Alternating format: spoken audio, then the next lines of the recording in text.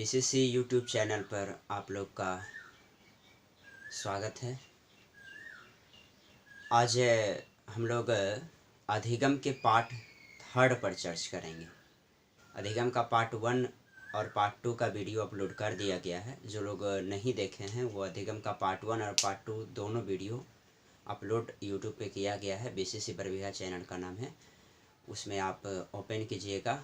उसका अधिगम का पार्ट 1 अधिगम का पार्ट 2 वीडियो अपलोड किया गया है, उसको आप पढ़ लीजिएगा। आज हम लोग अधिगम के पार्ट 3 वीडियो के बारे में जानेंगे। उसमें हम लोग को जानना ये है, हम लोग अधिगम के पार्ट 1 में जाने थे कि अधिगम क्या है, उसकी परिभाषा, कुछ प्रमुख मनोवैज्ञानिक के अनुसार अधिगम की परिभाषा। फिर हम लोगों ने देखा था उसके पक्ष, प्रकार, विधि, उसके बाद उसकी विशेषता। अधिगम के पार्ट 2 वीडियो में हमने पिछले वीडियो में बताया था कि अधिगम का वक्र क्या होता है, उसका प्रकार बताए थे, उसका ग्राफ भी बताए थे। फिर हमने बताया था कि अधिगम का प्रमुख सिद्धांत में कौन कौन वैज्ञानिक का क्या क्या सहयोगी है, और इस आधार पर पार्ट 2 वीडियो मेरा वहाँ कंप्लीट हुआ था। आज मेरा अधिगम के पार्ट 3 वीडियो में होगा। अधिगम के 2 सिद्धांत हैं, एक व्यवहारवादी सिद्धांत और एक संज्ञानवादी सिद्धांत। पहले इन दोनों के बीच में हम लोग कुछ कॉमन फैक्टर, ये दोनों बातें क्या कहता है, इन दोनों के बारे में हम लोग पहले जाने, तब जा कर के इसका हम नियम आएंगे। ओके, चलिए। तो हम लोग पिछले क्लास में बता चुके थे कि अधिगम के व्यवहारवादी सिद्धांत में किन किन वैज्ञानिक, मनोवैज्ञानिक का योगदान है, और आपका संज्ञानवादी में, ये तो बता दिया गया था। आज हम लोग को चलना है व्यवहारवादी सिद्धांत और आपका संज्ञानात्मक सिद्धांत। इन दोनों के बीच हम लोग अंतर देख लें तो बड़ा अच्छा रहेगा। ठीक है, तो हम क्या करते हैं, अधिगम का ये पार्ट 3 वीडियो है। ठीक है, अब हम लोग 2 टेबल बना लेते हैं। एक हमारा है व्यवहारवादी सिद्धांत और एक मेरा है संज्ञानवादी सिद्धांत। देखते हैं हम लोग। ध्यान दीजिए, व्यवहारवादी सिद्धांत में 5 वाक्य का ज़्यादा उल्लेख होता है, 5 शब्दों का होता है। वो कौन कौन सा शब्द है, तो 5 शब्द जो है वो हम आपको लिख देते हैं। पांचों का चर्च हम 2 पॉइंट के बाद बताते हैं। ठीक है, क्या क्या है, तो इसमें हम फर्स्ट नंबर में 5 पॉइंट है वो लिख देते हैं। कौन कौन सा पॉइंट, तो एक हमारा है अनुक्रिया, ये सब समझाया जाएगा। ठीक है, कि अनुक्रिया क्या होता है, सहज क्रिया क्या होता है। और दूसरा जो मेरा पॉइंट है, इस तरह लिखिए, है ना। दूसरा पॉइंट है मेरा पुनर्वतन। और तीसरा जो मेरा पॉइंट चर्चा होगा वो है हमारा उद्दीपक, समझिएगा। और चौथा जो मेरा पॉइंट है वो है अभिप्रेरण। इन चारों के बारे में हम लोग जानेंगे, लेकिन इसमें थोड़ा सा वक्त लगेगा जानने में, है ना। और इधर मेरा कौन कौन वाक्य के बारे में जानना होता है, तो वो है हमारा, याद रखिएगा, पहला है संवेदना। संवेदना का अर्थ क्या होता है हम बताएंगे। दूसरा मेरा जो अर्थ है, दूसरा हमको जानना है, वो जानना है बुद्धि। ठीक है, तीसरा जो हमारा संज्ञानवादी सिद्धांत को जो आपको मतलब डिटेल करता है वह है हमारा प्रत्यक्षीकरण। और चौथा जो है हमारा संज्ञान। और एक वर्ड और इसमें हम लोग पढ़ते हैं, वो है हमारा समस्या। ध्यान दीजिएगा। तो व्यवहारवादी सिद्धांत में 4 शब्दों का उल्लेख ज़्यादा होता है और संज्ञानवादी में इन 5 होगा। कैसे हम लोग करते हैं ये थोड़ी देर बाद हम लोग चलते हैं। ठीक है, दूसरा जो मेरा पॉइंट है, दूसरा पॉइंट दोनों में क्या अंतर करता है, तो दूसरा अंतर करता है कि ये हमारा व्यवहारवादी सिद्धांत जो है ये यंत्रवत होता है। ये इसमें जो हमारा अधिगम है व्यवहारवादी सिद्धांत में वो यंत्रवत होता है। यंत्रवत मतलब क्या होता है कि यह पशु और मानव दोनों में होता है, लेकिन संज्ञानवादी सिद्धांत केवल और केवल मानव में होता है ना। तो ये लिखते हैं, यह पशु तथा मानव दोनों में अधिगम होता है। मतलब व्यवहारवादी सिद्धांत के आधार पर आप पशु और मानव दोनों में अधिगम कर सकते हैं, है ना, यही वो अर्थ। इधर हमारा क्या है, यह यंत्रवत नहीं होता है, अर्थात ये आपको केवल और केवल, यह केवल मानव में अधिगम होता है, यह केवल जो है मानव में अधिगम करवाता है, ठीक है। मतलब यह मनुष्य में केवल, संज्ञानवादी सिद्धांत के आधार पर आप मनुष्य में केवल आप लर्निंग करा सकते हैं, लेकिन व्यवहारवादी सिद्धांत के आधार पर मनुष्य और पशु और मनुष्य, पशु और मानव, किसमें पशु और मानव दोनों में होता है, लेकिन यह केवल किसमें होता है, मानव में होता है, ठीक है। ये तीसरा पॉइंट क्या है, तो तीसरा पॉइंट सबसे इंपॉर्टेंट है, इसी को तो समझने में लगेगा समय। तीसरा पॉइंट में संज्ञानवादी सिद्धांत में अधिगम जो है वो अनुबंधन का परिणाम होता है। अनुबंधन मतलब क्या होता है, बॉन्डिंग, अनुबंधन का परिणाम होता है, यह अनुबंधन होने का परिणाम है। इधर क्या है, यह अनुबंधन नहीं, यह समस्या समाधान की योग्यता रखता है। किसमें आपको संज्ञानवादी सिद्धांत में अधिगम जो है ये समस्या समाधान की योग्यता रखता है। किसका रखता है, समस्या समाधान क्या, ये अनुबंधन, है ना। तो देखिए इसमें ये दोनों पॉइंट अभी हमको फिलहाल जानना है, क्या कि व्यवहारवादी सिद्धांत से अधिगम जो है पशु और मानव दोनों में हो सकता है, लेकिन संज्ञानवादी सिद्धांत से अधिगम केवल मानव में हो सकता है, ठीक है। व्यवहारवादी सिद्धांत में अधिगम जो है बॉन्डिंग का रिजल्ट होता है, मतलब दो के बीच बॉन्डिंग करने से ये प्राप्त होता है, लेकिन ये हमारा संज्ञानवादी सिद्धांत में जो लर्निंग है वो प्रॉब्लम को सोल्व करने के लिए होता है। मतलब अधिगम इसमें समस्या समाधान की योग्यता रखता है। कैसे ये समस्या समाधान करता है और कैसे ये अनुबंधन का परिणाम रखता है, उसी में हमारा इन वर्डों का उल्लेख आएगा, ठीक है। इसके बाद हम बताते हैं, इसको लिखिए, स्क्रीनशॉट कर लीजिए फास्ट, क्योंकि टाइम जो है मेरा जल्दी बीत जाता है और होता है टॉपिक बहुत कम, ठीक है। चलिए ठीक है सर।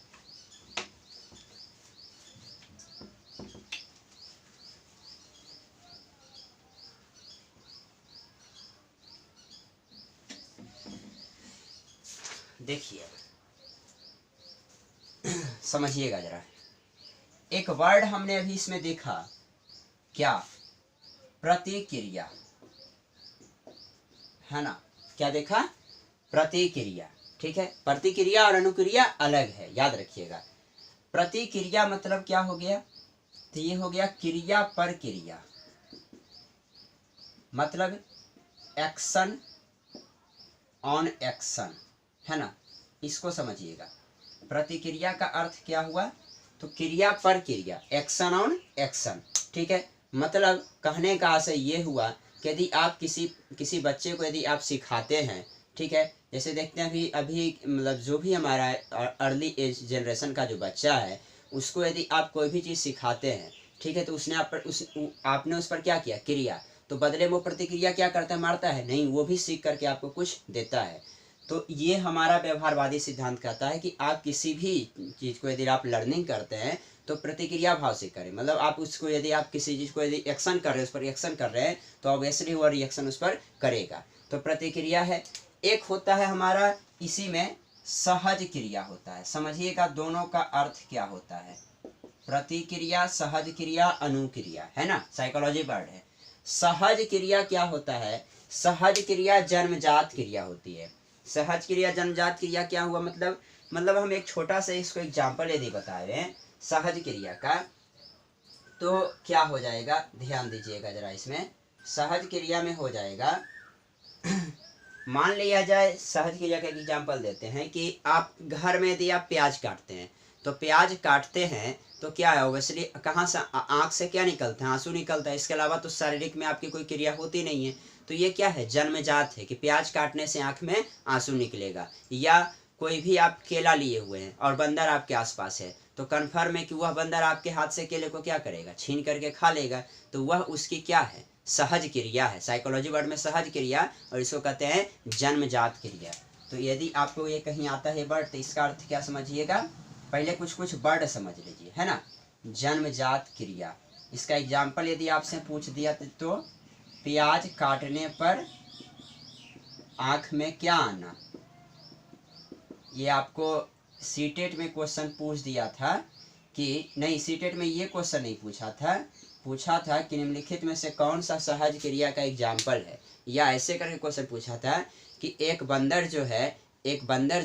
बंदर को केला दिखाने पर वह बंदर उस केले को खा लेता है, तो बताइए कि वह बंदर उसकी ओर कौन सी क्रिया करता है ना। तो कौन सी क्रिया करता है, जन्मजात क्रिया, मतलब उसका ये आदत है सहज क्रिया, ठीक है। या आपको प्रश्न ये भी पूछे कि एक व्यक्ति या एक मनुष्य या एक प्राणी जो भी है प्याज काटता है तो उसकी आंख में आंसू आने कौन सी क्रिया के एग्जाम्पल थे, किसका एग्जाम्पल है, सहज क्रिया के, सब आता है इसी में, ठीक है। अब सर आप ये क्यों पढ़ रहे हैं, देखिए अब एक होता है हमारा अनुक्रिया, तीनों क्रिया के बारे में समझा देते हैं तो बड़ा अच्छा रहेगा। अनुक्रिया को इंग्लिश में कहते हैं रिस्पॉन्स। अब आप समझ गए होंगे कि आपकी क्या रिस्पॉन्सिबिलिटी है। अनुक्रिया का अर्थ क्या हुआ कि आप क्या रिस्पॉन्सिबिलिटी उसमें रखते हैं। कहने का अर्थ हुआ कि लक्ष्य के प्रति की जाने वाली क्रिया, अनुक्रिया में कन्फर्म है कि आपको एक लक्ष्य का रहना होगा, आपका क्या उसके प्रति रिस्पॉन्सिबिलिटी है, पूछते हैं ना, रिस्पॉन्सिबिलिटी है। कहने का अर्थ ये हुआ कि आप उसके प्रति क्या रिस्पॉन्स, तब प्रति मतलब एक जरूर आपका कोई एम रहा होगा, तभी तो उसके प्रति रिस्पॉन्सिबिलिटी आप इतना रखते हैं, है ना। स्पष्ट है, अब तो समझ गए होंगे। तो इसका अर्थ क्या हुआ, इसका अर्थ हुआ लक्ष्य के प्रति की जाने वाली क्रिया, या लक्ष्य के प्रति की जाने वाली क्रिया, है ना। ये तीनों आप पहले क्रिया समझ लीजिए, इसमें तीनों क्रिया का एग्जाम्पल है, मतलब कि एक कॉम्बिनेशन आता है, क्योंकि ये बॉन्डिंग का रिजल्ट है ना। प्रतिक्रिया मतलब हो गया एक्शन, और सहज क्रिया मतलब हो गया जन्मजात क्रिया, और इस अनुक्रिया मतलब हो गया किसी आप लक्ष्य के प्रति यदि कोई क्रिया करते तो क्या है, अनुक्रिया है, रिस्पॉन्स है। जैसे अब हम एक एग्जाम्पल बताएंगे कि बॉन्डिंग का परिणाम कैसे। जैसे मान लिया जाए कि आप अभी हमारा वीडियो देख करके आप अभी डीएलएड कर रहे हैं, तो आपका एक कोई तो लक्ष्य होगा ना, कोई तो आपका उद्दीपक होगा। देखिए वही वर्ड आ गया उद्दीपक, ठीक है। आपका कोई भी तो लक्ष्य होगा, तो आप उसके प्रति कुछ तो काम कर रहे हैं। दैट मीन्स क्या हो गया कि आप यदि आप अभी पढ़ रहे हैं तो ये आपकी कौन सी क्रिया, सहज क्रिया है कि अनुक्रिया है कि आपका प्रतिक्रिया है, तो क्या है आपका अनुक्रिया। रिस्पॉन्सिबिलिटी कहते हैं ना कि आप अपना रिस्पॉन्सिबिलिटी भूल रहे हैं, इसका मतलब है कि आपको किसी लक्ष्य के प्रति काम किया करवाया जा रहा था, है ना। तो यदि आप पढ़ रहे हैं तो पढ़ करके यदि आप कहीं पर फर्स्ट के टीचर बनते हैं, या आप कहीं पर हाई स्कूल के टीचर बनते हैं, या प्राइमरी स्कूल के टीचर बनते हैं, या आईएएस बनते हैं, या कुछ भी बनते हैं, तो आप जो बनते हैं तो उसके लिए जो आपने क्रिया किया, दिस इज कॉल्ड रिस्पॉन्सिबिलिटी, या आपकी रिस्पॉन्सिबिलिटी थी, अर्थात वह क्या था, अनुक्रिया। नहीं किए तो नहीं मिला। तो अनुक्रिया में एक लक्ष्य का रहना जरूरी है। तो सर हमने ये तो समझ गया, ये समझ गए तो इसको अब हम मिटाते हैं, बिकॉज चूंकि ये हमको बस एक वर्ड समझाना था, बॉन्डिंग ऐसे नहीं होता है, ठीक है। चलिए, तो आपने स्क्रीनशॉट भी ले रखा होगा, नहीं तो बैक करके स्क्रीनशॉट आप ले लीजिए। देखिए हमने इसको क्यों पढ़ाया, हमने इसको इसलिए बताया कि देखिए बॉन्डिंग का परिणाम क्यों है। ये हमारा अनुक्रिया है, रिस्पॉन्सिबिलिटी, और ये हमारा उद्दीपक है, स्टॉब्लिश। उद्दीपक मतलब क्या होता है सर, ये प्रश्न यदि आपसे कोई पूछे तो उद्दीपक मतलब होता है लक्ष्य। अब आप समझ रहे होंगे। तो अभी हमने कहा कि आप यदि पढ़ रहे हैं तो किस लिए पढ़ रहे हैं, तो आपका तो कोई लक्ष्य होगा ना। तो आप पढ़ रहे हैं तो अनुक्रिया हो गया, और आप किस लिए पढ़ रहे हैं तो आपका लक्ष्य हो गया। तो जब तक दोनों के बीच में बॉन्डिंग नहीं होगा, अनुबंधन नहीं होगा, तब तक आप कुछ नहीं कर पा रहे हैं। अर्थात यहाँ देखिए सही में व्यवहारवादी सिद्धांत अनुबंधन का ही परिणाम है। और किसके किसके बीच अनुबंधन, तो वो आपका अनुक्रिया और उद्दीपक के बीच में अनुबंधन, है ना। तो हम क्या करते हैं, देखिए ये इसके बीच में बॉन्डिंग रहेगा, मतलब अनुक्रिया करके उद्दीपक को प्राप्त कर सकते हैं, या उद्दीपक प्राप्त करने के लिए आपको अनुक्रिया करना पड़ेगा। स्पष्ट हो गया, ठीक है, स्पष्ट हो गया सर। तो इन दोनों के बीच में क्या बना, तो एक संबंध बना। संबंध को ही हम लोग क्या कहते हैं, बंधन। बंधन मतलब क्या हो गया, अनुबंधन भी कहते हैं या बॉन्डिंग कहते हैं। इन दोनों के बीच क्या बना, बंधन बना या अनुबंधन, ये भी लिख देते हैं, या इन दोनों के बीच क्या बना, अनुबंधन बना, अनुबंधन बना, है ना। तो अनुबंधन बन गया इन दोनों के बीच, किसके बीच, अनुक्रिया और उद्दीपक के बीच में। यही अनुबंधन जो है हमारा क्या कहलाता है, देखिए यही अनुबंधन कहलाता है अधिगम। यही अनुबंधन क्या कहलाता है, अधिगम कहलाता है।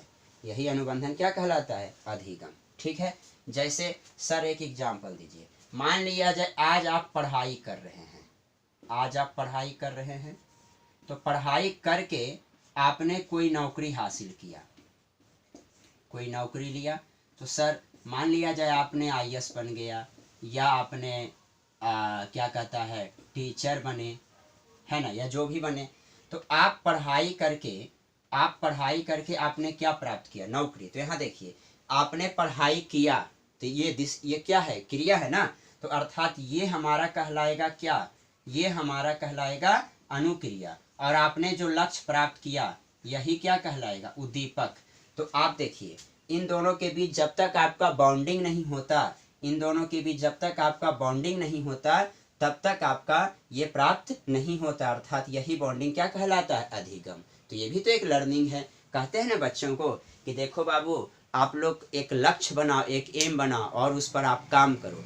तो आप उस पर काम करो, दिस इज कॉल्ड क्या, रिस्पॉन्स, अनुक्रिया। और आप लक्ष्य प्राप्त करो, दिस इज कॉल्ड उद्दीपक। इन दोनों के बीच यदि हम संबंध बना लिए तो यही कहलाएगा आपका अधिगम, यही कहलाएगा आपका लर्निंग। अधिगम का ये सबसे बेस्ट थ्योरी आपका क्या है, व्यवहारवादी में, कि याद रखिएगा अनुबंधन का परिणाम किसके किसके बीच है, तो अनुक्रिया और उद्दीपक के बीच एक संबंध या अनुबंधन बनता है, वही क्या कहलाता है, अधिगम। कोई दिक्कत, ठीक है, नहीं है सर। उद्दीपक मतलब लक्ष्य, अनुक्रिया मतलब क्या, अनुक्रिया मतलब क्या, अनुक्रिया मतलब लक्ष्य के प्रति की जाने वाली क्रिया। लिखिए, हो गया, हो गया सर।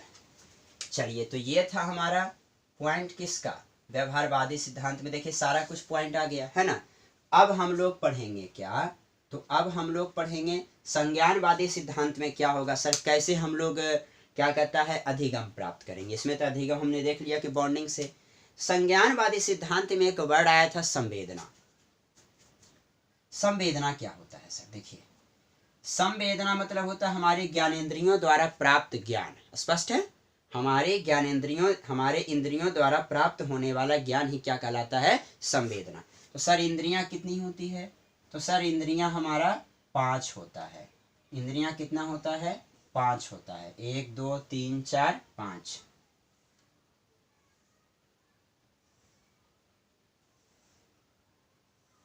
ठीक है, इन 5 इंद्रियों से हमारा जो ज्ञान प्राप्त होगा वही कहलाएगा क्या,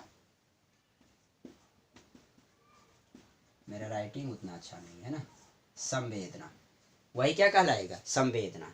ठीक है, अर्थात यदि इसको लिखें तो क्या होगा, इंद्रियों द्वारा प्राप्त होने वाला, क्या होने वाला ज्ञान, है ना, या इसको कहते हैं मानसिक पीढ़ी का प्रथम ज्ञान, या मानसिक पीढ़ी का प्रथम ज्ञान क्या कहलाता है, संवेदना कहलाता है। तो हम जैसे आप मान देखिए एक एग्जांपल बताएंगे, आपको सब समझ में आ जाएगा। पहले हम समझते हैं कि वर्ड क्या है। संवेदना क्या हो गया, इंद्रियों द्वारा प्राप्त होने वाला ज्ञान संवेदना कहलाया। अब इस संवेदना से आपको प्रत्यक्षीकरण करना पड़ेगा। प्रत्यक्षीकरण पहले हमें समझाने दीजिए, उसके बाद एक एग्जांपल लेंगे, उसके बाद समझ आएंगे। ठीक है, प्रत्यक्षीकरण, प्रत्यक्षीकरण मतलब प्रत्यक्ष करना। जैसे आप किसी भी चीज को अपनी आंखों से देखे हैं तो देखने पर आपका प्रत्यक्षीकरण करिएगा, 3 चीजों का उल्लेख होता है। किस किस चीज का, तो याद रखिएगा, पहला होता है नाम। आप किसी भी चीज को आपने क्या किया, जैसे मान लो कि अपनी आंख से देखा, तो अपने आंख से देखने पर लग रहा होगा कि उसका नाम क्या होगा। फिर लगता होगा अच्छा ठीक है उसका नाम तो हम जानेंगे, उसका पहचान हम किस प्रकार है, वो है क्या चीज। यदि आप पहचान भी कर दिए तब उसका क्या करिएगा, आप व्याख्या करिएगा। क्या करिएगा, व्याख्या करिएगा। तो संवेदना प्राप्त होने पर यदि किसी चीज का नाम, पहचान और व्याख्या करते तो वो क्या कहलाता है, प्रत्यक्षीकरण। यहाँ पर प्रत्यक्षीकरण हो जाता है। ठीक है। अब उस प्रत्यक्षीकरण हो जाने के बाद उस पर हमारा जो फाइनली नॉलेज मिलेगा वही कहलाता है क्या, संज्ञान। वो क्या कहलाता है, संज्ञान। संज्ञान मतलब क्या हो गया आपका, संज्ञान मतलब हम कहें तो नॉलेज होता है, संज्ञान, या इसी को हम लोग क्या कहते हैं, ज्ञान कहते हैं। ठीक है। अब क्या है सर, संज्ञान या ज्ञान तो हम समझ गए। अब उसी ज्ञान को यदि आप समझ लिए अर्थात सूझ लिए, समझ सूझ हो गया, आप उसमें समझ लिए, तो हम इसको मिटा देते हैं। ठीक है, समझ ही रहे हैं कि आपका क्या चल रहा है, संज्ञानवादी। तो ये हमारा हो गया सूझ। तो आप उसमें समझ बूझ लिए और उसी सूझ से आप जो समस्या का निदान कर दिए, उसी सूझ से समस्या का क्या कर दिए, समाधान कर दिए, वही समस्या का समाधान कहलाएगा क्या, मेरा अधिगम। देखिए पहले समझिए, उसके बाद आप स्क्रीनशॉट लीजिएगा। समझिए क्या कह रहा है। मान लिया जाए कि आप रात्रि को सो रहे हैं, ठीक है, और त्वचा आपका ज्ञानेंद्रिय है या नहीं है, है सर। तो आप मान लिया जाए सो रहे हैं और आपके त्वचा पर से कोई चींटी गुजर रही है ना, तो या कोई चीज गुजर रहा है, तो मान लिया जाए कि आप इसको मिटा देते हैं। ठीक है, वो तो समझ ही रहे हैं कि वो किस चीज का हो रहा है। तो सर वो हो रहा था हमारा क्या, तो वो हो रहा था संज्ञानवादी। आप अच्छा से नोट बना लीजिएगा। ठीक है, तो देखिए इसको समझना जरूरी है इसलिए। तो ये देखिए, मान लिया जाए कोई बच्चा है ना, है ना, ये बच्चा है। अब इस पर कोई मान लिया जाए, देखिए इस तरह ये हमारा कोई बच्चा है। अब इस पर कोई, इसके त्वचा पर से कोई गुजर रहा है, तो गुजरने पर क्या होगा, उसका त्वचा पर से, त्वचा में उसकी त्वचा से समझ, चूंकि त्वचा पर से गुजर रहा है तो आंख से तो देख नहीं रहा, चूंकि बच्चा सो रहा है, तो उसके चारों ज्ञानेंद्रियां के अलावा त्वचा से उसको नॉलेज एक हुआ कि शायद मेरे त्वचा पर से कुछ गुजर रहा है। तो देखिए वहां पर जो हमारा हो गया, उस समय जो उसको होगा वो कौन सा चीज नॉलेज होगा बताइए, तो संवेदना होगा, चूंकि वह त्वचा से अनुभव लगाया कि शायद मेरे त्वचा पर से कुछ गुजर रहा है। अब जब वह गुजर रहा है तब वह बच्चा सोचेगा कि लगता है कुछ गुजर रहा है, तो शायद ये कोई चींटी है ना, या ऐसा कुछ है, तो उसका प्रत्यक्षीकरण करेगा। तो प्रत्यक्षीकरण कब करेगा, तो चूंकि जब उसके ज्ञानेंद्रियां से जब हमारा कुछ नॉलेज प्राप्त होगा तब वो सोचेगा शायद इसका नाम ये है। तब वह बच्चा यदि इस तरह गुजर रहा है तो कहेगा अच्छा ये से लगता है हमको एंट है ना, या कुछ कॉकरोच है या कुछ भी है, तो उसका नाम जानेगा। फिर वो चींटी, तो वो नाम जानेगा, फिर नाम जाने के बाद जानेगा कि अच्छा इसका क्या आइडेंटिफिकेशन है कि यही चींटी है, तो पहचान करेगा, फिर उसकी व्याख्या करेगा।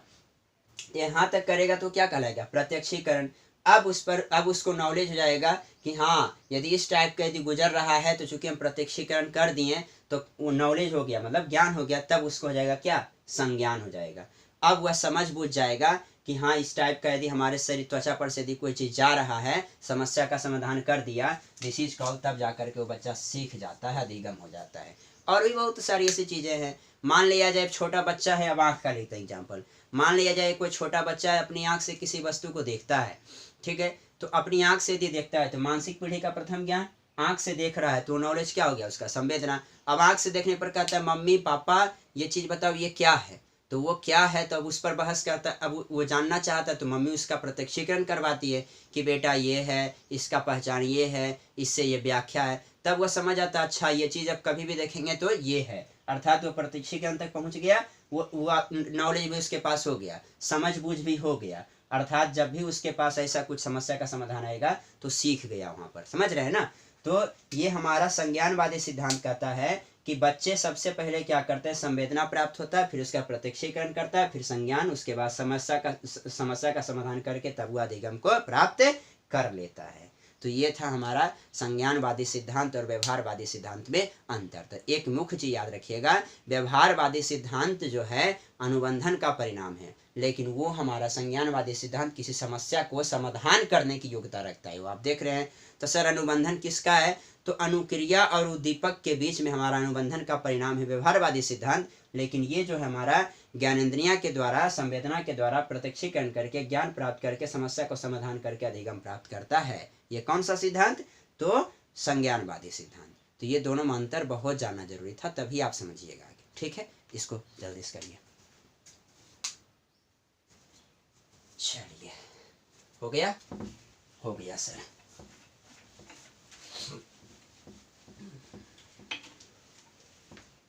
अब हम लोग आते हैं व्यवहारवादी सिद्धांत में। ऐसे लिखिए,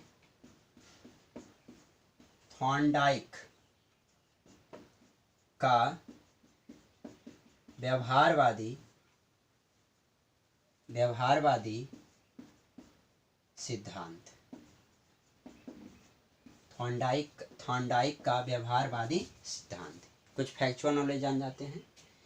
पहले हम लोग थॉर्नडाइक के बारे में जानते हैं कि ये थॉर्नडाइक है कौन। ठीक है, थॉर्नडाइक के बारे में जानते हैं। देखिए,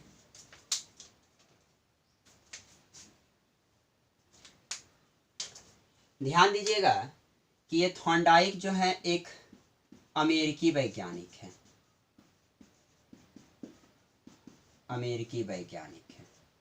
ठीक है, थॉर्नडाइक एक अमेरिकी वैज्ञानिक है और ये सबसे पहले पशु पर चर्च किए थे। सबसे पहले पशु पर, इसीलिए इनको पशु मनोवैज्ञानिक कहा जाता है। पशु मनोवैज्ञानिक कहा जाता है। तीसरा नॉलेज आइए थॉर्नडाइक के बारे में, तो ये प्रथम शैक्षिक मनोवैज्ञानिक है। फर्स्ट एजुकेटेड साइकोलॉजिस्ट हैं, प्रथम शैक्षिक मनोवैज्ञानिक थे ये। ठीक है सर, चलिए तीसरा पॉइंट तो समझ गए। अब इन्होंने जो है एक नियम दिया है ना। क्या नियम दिया? तो इन्होंने दिया लॉ ऑफ लर्निंग। इन्होंने सीखने के नियम दिए। सबसे इम्पोर्टेंट है, कई बार प्रश्न पूछा है सीटेट वगैरह में या कहीं भी कि व्यवहारवादी सिद्धांत में सीखने का नियम किनके द्वारा प्रतिपादित किया गया? तो किया गया थॉर्नडाइक के द्वारा। ठीक है, अब यह सीखने के नियम को दो भागों में इन्होंने बांटा। एक हमारा आ जाता है प्राथमिक, यहां ध्यान दीजिएगा, प्राथमिक नियम या इसी को कहते हैं क्या? प्रधान नियम, या इसी को कहते हैं मुख्य नियम। ठीक है, और दूसरा इन्होंने नियम जो दिया उसको कहते हैं गौण नियम। गौण नियम को ही कहते हैं द्वितीयक नियम, सेकेंडरी लॉ, फर्स्ट लॉ, है ना, द्वितीयक नियम। तो देखिए एक बार फिर से इसका स्क्रीनशॉट भी ले लीजिएगा आप लोग। थॉर्नडाइक अमेरिकी वैज्ञानिक थे जो पशु मनोवैज्ञानिक थे, पशु पर चर्च किए थे सबसे पहले, बताते हैं कैसे। ठीक है, और ये आपका प्रथम शैक्षिक मनोवैज्ञानिक थे जिन्होंने पशु पर सबसे पहले रिसर्च किया था और ये अमेरिका के रहने वाले थे। इन्होंने जो है व्यवहारवादी सिद्धांत में सीखने का नियम दिया और सीखने के नियम को उन्होंने दो भागों में बांट दिया। एक हो गया प्राथमिक नियम, प्रधान नियम या मुख्य नियम, और एक हो गया गौण नियम या द्वितीयक नियम।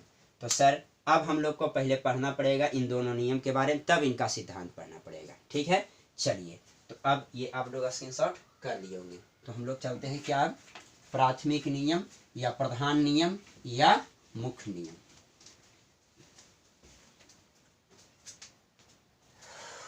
फर्स्ट में आते हैं मुख्य नियम या प्रधान नियम या प्राथमिक नियम, जो लिखिए। ठीक है, क्या था ये? एक मिनट टाइम देख लेते हैं। अच्छा है, 5 मिनट हम चल देते हैं इसको। ठीक है, देखिए मुख्य नियम या प्रधान नियम को दो भाग में बांट दिया गया, जिसमें पहला आज हम बता देते हैं आप लोग को, अभ्यास का नियम। अभ्यास का नियम समझिएगा, अभ्यास का नियम क्या है समझ जाइएगा, एकदम इजी है। चूंकि व्यवहारवादी सिद्धांत कहता है कि बॉन्डिंग का रिजल्ट है किसके किसके बीच? तो अनुक्रिया का उद्दीपक के बीच। तो मैं एक छोटा सा आप लोग को एग्जाम्पल देता हूँ कि आप अभी आप पढ़ रहे हैं, पढ़ाई कर रहे हैं, अनुक्रिया ना, और आपने नौकरी प्राप्त करने के लिए पढ़ रहा है, तो नौकरी आपका क्या कहलाएगा? उद्दीपक। अब इन दोनों के बीच में जो बॉन्डिंग है वही कहलाएगा दिस इज कॉल्ड लर्निंग। ये तो हम समझ गए थे पहले ही। तो अब देखिए क्या है कि इन दोनों के बीच में एक वर्ड आ जाता है प्रैक्टिस। सही बात है, प्रैक्टिस आता ही है, अभ्यास आता ही है। मान लिया जाए अभी आप मेरा वीडियो देख रहे हैं, तो आप इस वीडियो को एक बार देखें और नोट बना के आप रह गए। आप इसी तरह आप 30 वीडियो देख लें, आपका 30 वीडियो आपका दिमाग में नहीं है, तो हाँ एक कहता है चीज़ कि आप उसका पुनरावृत्ति कीजिए, जो भी आपने सीखा है उसका क्या कीजिए, पुनरावृत्ति कीजिए। किसका, तो अभ्यास का, रिपीट ऑफ प्रैक्टिस, जितना प्रैक्टिस कीजिए उतना बेहतर होगा। आपको यदि लक्ष्य प्राप्त करना है तो आपको यदि लक्ष्य मतलब वहाँ क्या हो गया, अधिगम, यदि अधिगम को मजबूती प्रदान करना है तो आप याद रखिएगा कि अभ्यास का नियम कहता है कि यदि, ध्यान दीजिएगा अभ्यास का नियम क्या कहता है कि यदि आपका, हाँ, यदि अनुक्रिया और उद्दीपक के बीच बंधन बनाने के क्रम में अभ्यास की पुनरावृत्ति की जाए तो अधिगम मजबूती प्रदान होता है, और यदि अभ्यास की पुनरावृत्ति मजबूती नहीं हुई, ठीक है, कमजोर हो गई, तब अधिगम कमजोर हो जाता है, तब वह सीखने की प्रवृत्ति घट जाती है। बस यही अभ्यास का नियम है। ये तो लॉजिकल है, मतलब एक वर्ड इसमें आपको उलझा देगा, लेकिन समझना है कि सीधी बात है कि आप अभी हमसे पढ़ रहे हैं या देख रहे हैं वीडियो या जो भी है, तो आप इसका कब अच्छी तरह से आप यदि सीटेट वगैरह निकाले जाए, कोई भी एग्जाम निकाले, कब, जब आप इस पर प्रैक्टिस लगातार कीजिएगा। तो बच्चों को यदि आप पढ़ाने जाइएगा, शैक्षिक मत में आते हैं, तो बच्चों को यदि आपने पढ़ा दिया तो कहेगा बाबू पढ़ो, चूंकि तुमको फर्स्ट डिवीजन लाना, दैट मीन्स उद्दीपक, और बाबू पढ़ो तो अनुक्रिया, उन दोनों के बीच में बंधन के लिए आप पढ़ा रहे हैं, पूरा चैप्टर खत्म कर दिए लेकिन उस पर आप अभ्यास की पुनरावृत्ति कर ही नहीं, तो मजबूती होगा उसमें, बिल्कुल नहीं होगा, है ना। अभ्यास का नियम यही है। कहने का अर्थ क्या हुआ कि अभ्यास के नियम में अनुक्रिया हम प्रयास करेंगे कि तोड़कर अच्छा से समझाएं, ठीक है, लेकिन एक छोटे से रिक्वेस्ट है कि आप वीडियो को थोड़ा व्यूअर और सब्सक्राइबर बढ़ा दीजिए, और कोई रिक्वेस्ट नहीं है, ठीक है, ऐसे कोई उससे मुझे फ़ायदा नहीं है, लेकिन मैं बोलता हूँ इन दोनों के बीच में अनुबंधन बनता है, बताए थे। यही अनुबंधन क्या कहलाता है सर, तो यही अनुबंधन कहलाता है क्या, अधिगम। अब कितना प्रतिशत, 100%, है ना, 100% प्राप्त हो जाता है। तो सर ये 100% कब प्राप्त होगा, तो इसमें ध्यान दीजिएगा, हम यहाँ पर इस तरह करके लिख देते हैं, यदि अभ्यास की पुनरावृत्ति, रिपीटेशन ऑफ प्रैक्टिस, यदि अभ्यास की पुनरावृत्ति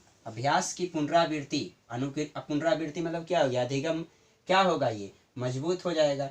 यदि अभ्यास की पुनरावृत्ति होगा तब जो हमारा अधिगम का परिणाम होगा सर, वह अधिगम क्या हो जाएगा, मजबूत हो जाएगा। आप अपना वर्ड में लिख लीजिएगा, ठीक है। अब यदि अभ्यास की कमी हुई, प्रैक्टिस की कमी है, मतलब वह अभ्यास नहीं किया है, तब आप समझिए कि इस कंडीशन में हमारा अभ्यास कमजोर होगा कि मजबूत होगा, कमजोर होगा। तो यही तो है आपका अभ्यास का नियम। अभ्यास के नियम को 2 भागों में बांटा गया, लेकिन पढ़ना आप लोग को नहीं है, बस नियम जानना है। एक एग्जाम में पूछ दिया था, तो हम यहाँ देखिए लिख देते हैं, अभ्यास के नियम को 2 नियम बांट दिया गया है। एक है आपका प्रयोग का नियम, लॉ ऑफ एक्सपेरिमेंट, और एक है आपका अनुप्रयोग का नियम। तो आप लोग को लग रहा होगा सर ये प्रयोग और अनुप्रयोग क्या है, समझिए, ये एक्सपेरिमेंट है, ये एप्लीकेशन है। ये हुआ आप किसी चीज़ को एक्सपेरिमेंट कर रहे हैं, और ये हुआ किसी चीज़ का एप्लीकेशन कर रहे हैं, अप्लाई कर रहे हैं, ठीक है। तो ये अभ्यास के नियम को 2 भागों में बांट दिया गया है, प्रयोग का नियम और अनुप्रयोग का नियम। बस यही हमारा अभ्यास का नियम है। तो यदि लिटरेचर लिखना रहता है कैसे लिखिएगा कि जब अनुक्रिया और उद्दीपक के बीच में अनुबंधन होता है, जब अनुक्रिया और उद्दीपक के बीच में अनुबंधन होता है, तो उस क्रम में यदि अभ्यास की पुनरावृत्ति की जाती है तो अधिगम मजबूत प्राप्त होता है, और यदि अभ्यास की कमी की जाती है तो यहाँ अधिगम होगा, ठीक है। तो अधिगम कमजोर प्राप्त होता है, और यही नियम कहलाता है अभ्यास का नियम, जिसके 2 प्रकार हैं, एक प्रयोग का नियम, एक अनुप्रयोग का नियम। तो ये था हमारा क्या, थॉर्नडाइक का मुख्य नियम में पहला अभ्यास का नियम, ठीक है। चलिए स्क्रीनशॉट लीजिए।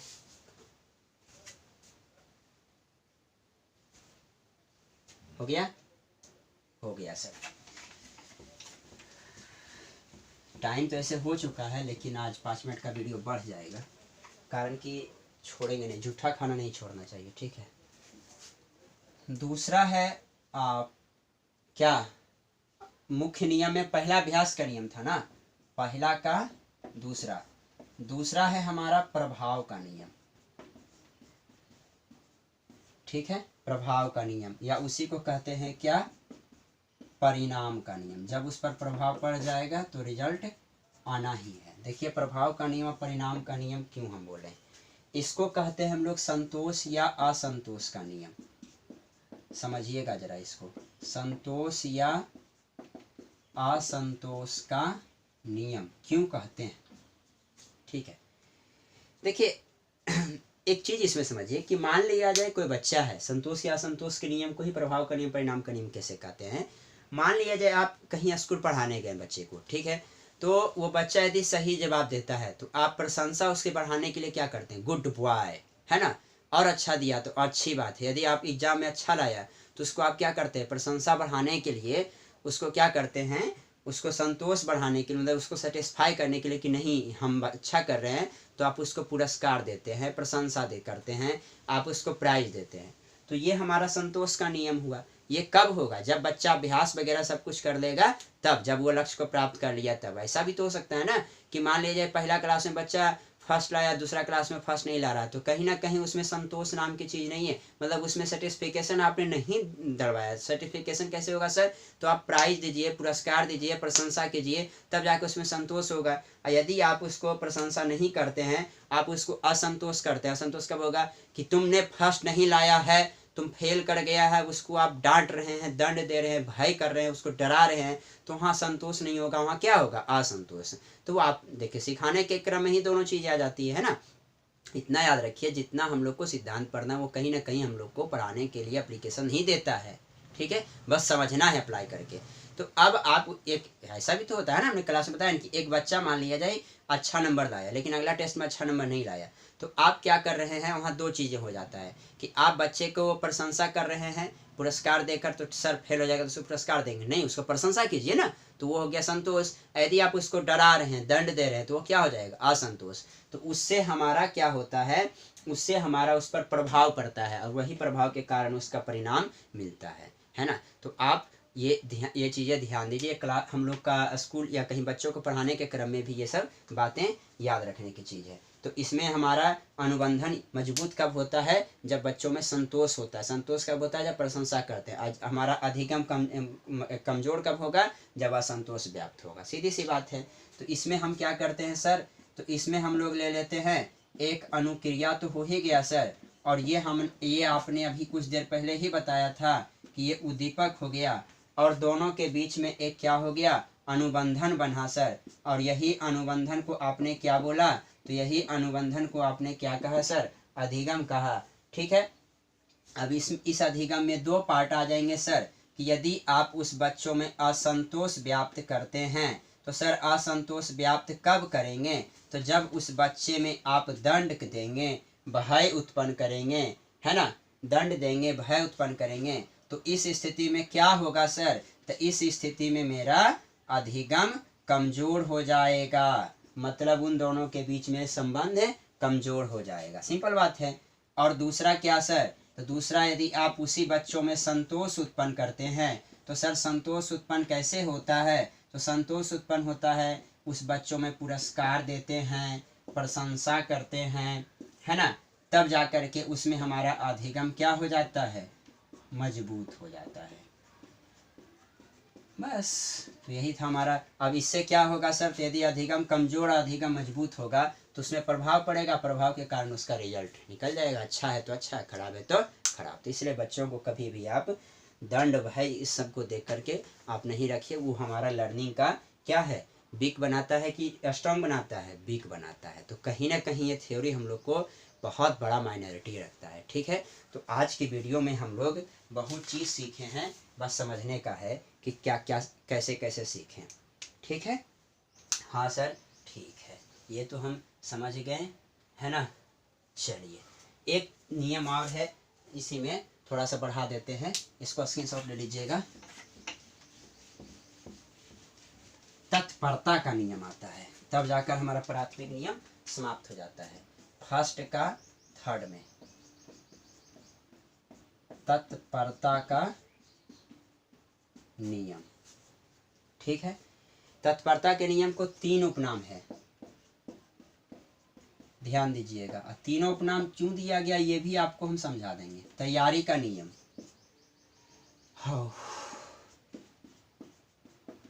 प्रेरणा का नियम, ठीक है, मानसिक तैयारी का नियम। मतलब इसे तीन चीज आपका तैयार होता है, मतलब तीन चीज पर इसमें समझना चाहिए।